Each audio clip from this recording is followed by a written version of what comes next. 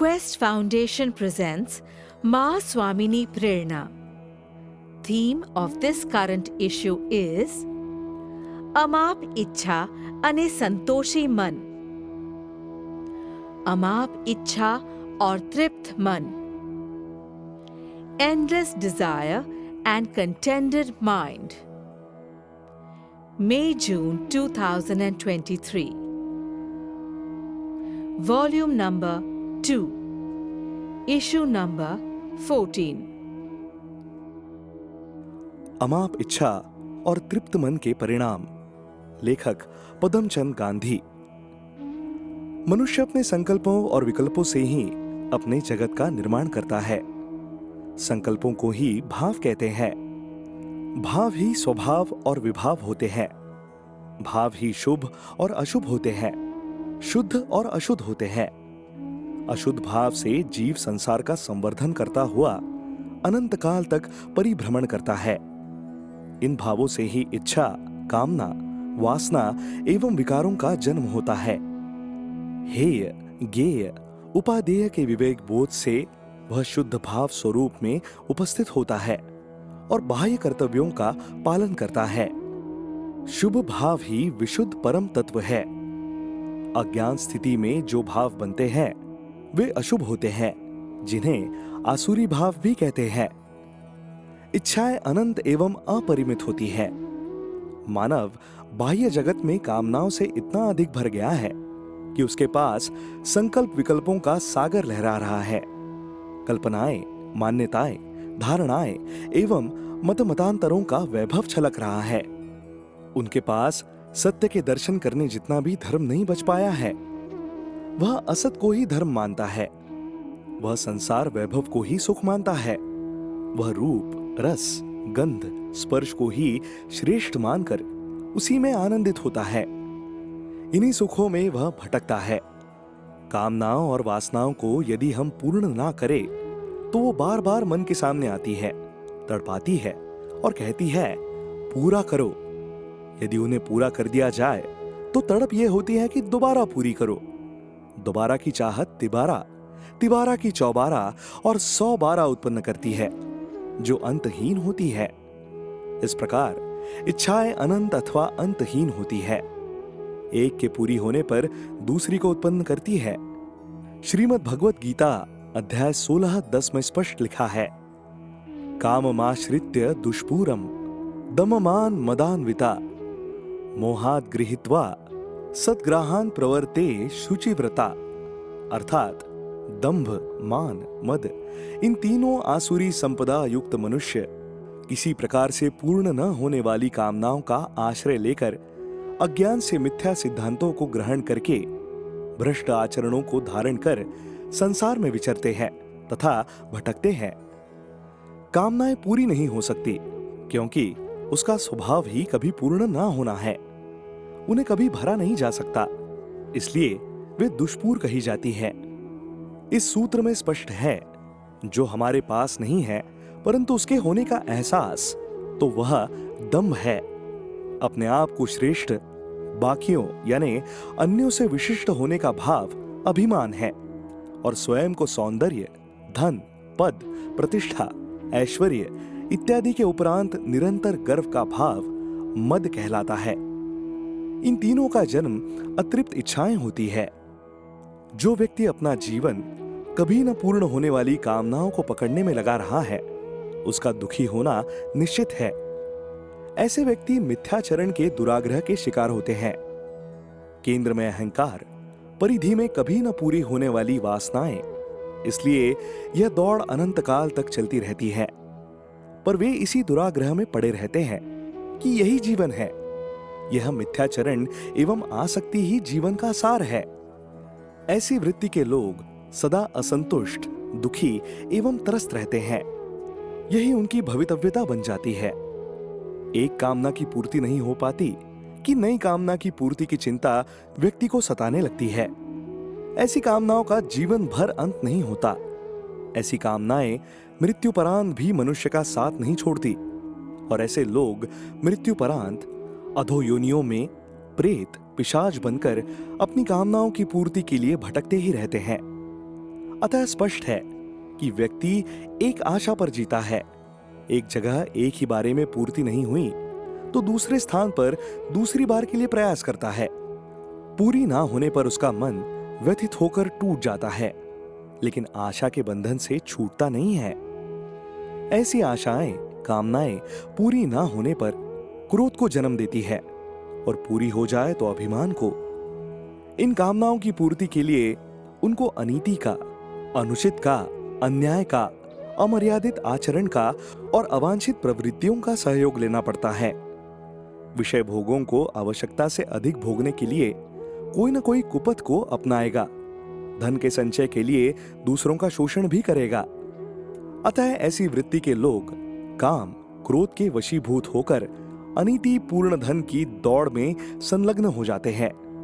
ऐसी संपदा पाने की दौड़ उन्हें एक दिन मृत्यु तक लाकर खड़ा कर देती है, पर तब तक बहुत देर हो जाती है, क्योंकि हाथ में कुछ नहीं आता। परंतु जीवन भर अनीति, अन्याय से किए गए कार्यों का बोझ जरूर सर पर आ जाता है। ऐसे लोग यूं ही अपना जीवन गंवा बैठते हैं। कामनाएं नरक के द्वार खोलती है। आसुरी संपत्ति का आधार कामनाएं हैं और कामनाओं की दौड़ ही नरक के द्वार खोलती है। जिन लोगों का चिंतन क्षुद्र और संकीर्ण होता है, वे संसार के भोग पदार्थों में आकर्षण को देखते हैं। उनके लिए भोगों की प्राप्ति ही जीवन का एकमात्र उद्देश्य बन जाता है। कामनाएं होती है तो उनके अधिकतम संग्रह का भाव लोभ को जन्म देता है और इसकी अप्राप्ति क्रोध को उत्पन्न करती है। इस प्रकार काम, क्रोध एवं आसक्ति नरक के द्वार हैं, जो जीवात्मा का नाश करने वाले हैं। अतः इन तीनों को नरक के द्वार समझकर त्याग देना चाहिए। अनित्य का आकर्षण एवं नित्य का बोध। भोगी व्यक्ति या आसुरी संपदा वाले काम वासना युक्त शक्ति को अतृप्त इच्छाओं की पूर्ति के लिए पदार्थों का आकर्षण होता है।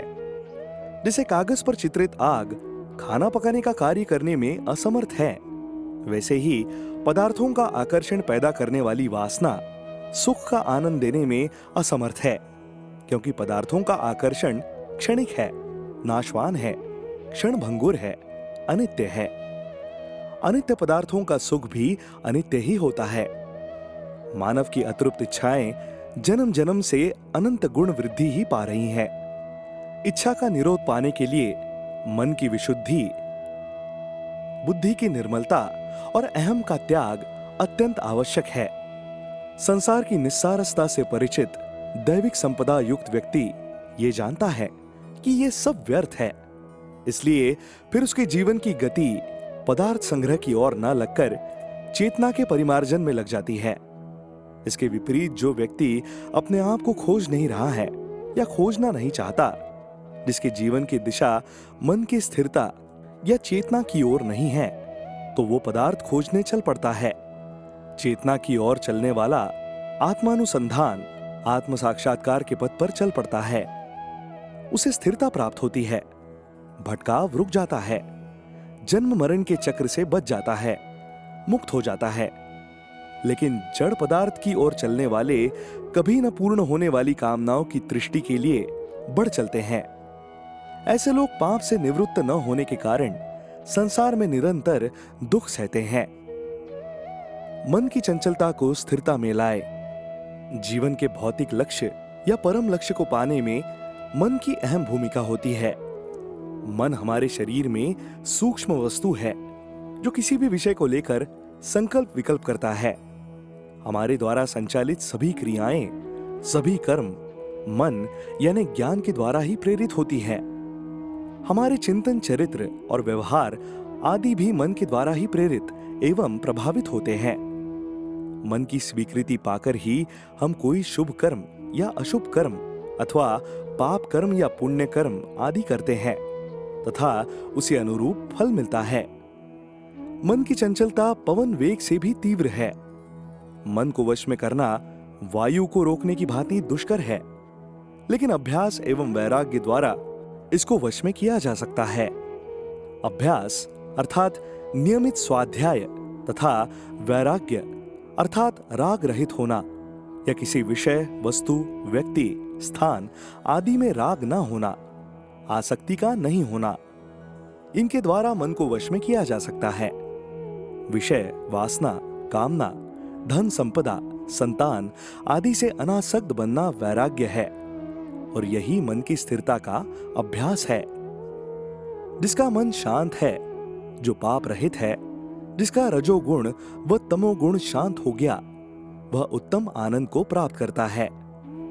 जीवन के लक्ष्य को प्राप्त करने के लिए मन का शांत होना, स्थिर होना, एकाग्र होना तथा नियंत्रित होना आवश्यक है, क्योंकि इस अवस्था में ही सही निर्णय कर पाते हैं, जिससे सफलता और सिद्धि प्राप्त होती है। अतः अनियंत्रित या चंचल मन के स्थान पर नियंत्रित मन, निर्मल मन अपनी शक्ति का उपयोग कर व्यक्ति के जीवन में सुख, समृद्धि, शांति, आनंद लाता है, जबकि अनियंत्रित मन जीवन में तबाही और संकट लाता है। योग दर्शन में पतंजलि ने स्पष्ट किया, अभ्यास वैराग्याभ्याम तन निरोधः, अर्थात चित्त वृत्तियों का निरोध अभ्यास और वैराग्य से होता है। चित्त की स्थिरता के लिए जो प्रयत्न करता है वह अभ्यास है। वीतराग पुरुष, विरक्त पुरुष, जिनके राग द्वेष नष्ट हो चुके हैं, ऐसे बुद्ध रूप पुरुष जिन्हें आत्मबोध, आत्मज्ञान, ब्रह्म ज्ञान आदि की उपलब्धि हो चुकी है, उन्हें ध्येय बनाकर अभ्यास करने वाला अर्थात उनके विरक्त भाव को मानने वाले का चित्त भी स्थिर हो जाता है। कामना युक्त मन और संकल्प युक्त मन अशुद्ध मन तथा कामना एवं संकल्प मुक्त मन शुद्ध मन होता है। मन ही मनुष्य के बंधन और मोक्ष का कारण है। विषयों में आसक्त मन बंध का कारण और विषयों से विरक्त मन मोक्ष का कारण बनता है। इंद्रिय विषयों की इच्छा से मुक्त मन ही मुक्त मन है। अतः मोक्ष प्राप्त करने वाले साधक को मन के विषयों से मुक्त रखना चाहिए। शुद्ध मन, स्थिर मन, नियंत्रित मन ही मनुष्य की मुक्ति का कारण है। एकाग्र मन, स्थिर मन आध्यात्मिक ही नहीं वरन भौतिक जगत में ही मनुष्य को समृद्धि, सुखी एवं सफल बनाता है, क्योंकि गेहूं बोते हैं तो भूसा स्वतः ही होता है। जो मन आसुरी संपदा का त्याग करता है, उनके वशीभूत नहीं होता, वह कल्याण के पथ पर चलता है। इसलिए क्रोध, लोभ और आसक्ति तीनों द्वार तमो द्वारे त्रिमिरलर अर्थात तम से आच्छादित नरक के इन तीनों द्वार से मुक्त हो जाता है। वही कल्याण का पथिक बनकर परम गति को प्राप्त करता है। शास्त्रों में मुक्त मन के लिए निष्काम शब्द का उपयोग किया है, अर्थात जिसका चित्त कामनाओं से मुक्त हो जाता है, उसके लिए फिर बंधन का कोई कारण नहीं रह जाता। जब मन की वृत्तियां समाप्त होने लगती है, आसक्ति जब अनासक्ति में बदल जाती है, तब चित्त की शून्यावस्था, शुद्धावस्था तथा मन की पवित्र अवस्था हमारी आत्मा के परम ज्ञान को प्रकट करती है तथा उसे आनंद प्राप्त होता है। मन की शुद्ध अशुद्ध अवस्था। प्रत्येक व्यक्ति के भीतर में निज शुद्ध स्वरूप आत्म तत्व विद्यमान है, तथापि मन मिथ्या अहंकार में वशीभूत होकर प्रभुत्व जमाता है। यहां पर मन को स्वस्वरूप पदस्थ स्थिति में अभ्यस्त बनकर उसका रूपांतरण आवश्यक है। मन का नाश, दमन या विकृति नहीं करके उसको शुद्ध शोधन करते हुए स्थिर करना है। ऐसी स्थिति में मन रहेगा, मन के कार्य भी होते रहेंगे। केवल निज स्वरूप में मन को संयोजित करके धर्म कार्य करने पर मन स्वतः परमेश्वर हो जाएगा। विरत मन स्वतः ही आशाओं, आकांक्षाओं, इच्छाओं, चाहनाओं तथा कामनाओं से मुक्त हो जाएगा। अतः मन को सदैव शुद्ध भाव युक्त निरंतर रखा जाए, यही अमृत बिंदु है। मन बाह्य विषयों में भटकता है तो वही बुद्धिजीवी है, और अंतरात्म दशा में है तो मन परमेश्वर है। अतः मन को शुद्ध रखना चाहिए। अस्तित्व के आलोक में मनस्थिति। जो स्वभावतः अविरक्त हो चुके हैं वह तृप्त और संतुष्ट है, उसका मन स्थिर है। संपूर्ण विश्व के अतुल वैभव का उपभोक्ता सार्वभौम चक्रवर्ती को भी संतुष्टि नहीं है। वह बिना वैभव स्वात्म ज्ञानी को है। स्वभाव में रहने वाले, आनंद में, संतोष में, समरस में बहने वाले आत्म प्रभु वैभव युक्त शांत है। पूर्ण जीवन, जागरूक जीवन जीने वाला शाश्वत सुख एवं शाश्वत शांति प्राप्त कर सकता है। उसे जगत की अनित्यता स्पष्ट दृष्टिगत होती है, अतः शाश्वत सुख की अंतिम पराकाष्ठा में वह आनंद भोगता है। नित्य सुख, शांति की प्रबल धारा में बहने वाला कामना रहित व्यक्ति ज्ञानी मोह, ममता और अहंता रूप सांसारिक असत का त्यागी होता है, क्योंकि वह अविकारी, निर्मल, पवित्र, आत्मदर्शी निष्काम कर्म का रागी होता है। स्वाभाविक न्याय, नीति युक्त, विवेक युक्त कर्म में कर्तव्य रूप प्रवृत्त होता है। अज्ञान जनित अहंता और ममता का बोध होने से ज्ञान के प्रकाश में आनंद रूप ही सर्वसाक्षी में रहता है।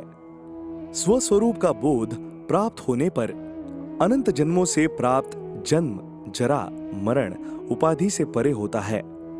अमरत्व के बोध में तीव्र विवेक, तीव्र वैराग्य का प्रबल पुरुषार्थ से सर्व उपाधियों से मुक्त हो जाता है। सम्यक ज्ञान का उदय होते ही वासना, तृष्णा और विडंबना का विलय हो जाता है।